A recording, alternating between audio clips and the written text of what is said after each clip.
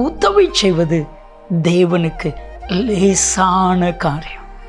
அதே இது மனுஷனுக்கு கஷ்டமான காரியம். மனுஷனால் அந்த உதவியை செய்ய முடியாது. ஆனால் தேவனால் செய்ய முடியாதா? கட்டாயம் ஆண்டவரால் செய்ய முடியும். இந்த கான்செப்ட், இந்த எண்ணம் உங்களுக்குள்ளே வந்துட்டுன்னா எல்லா உதவியும் ஆண்டவர் உங்களுக்கு செய்வார். விதத்தில் இதை அறிந்து கொண்ட ஒரு மனிதன் ஆசா. 2 நாளாகமும் 14:11 ஆசா ஜெபிக்கிறான். ஆண்டவரே, பலன் உள்ளவனுக்காயிலும் பலனற்றவனுக்காயிலும் உதவி செய்வது உமக்கு லேசான காரியம்.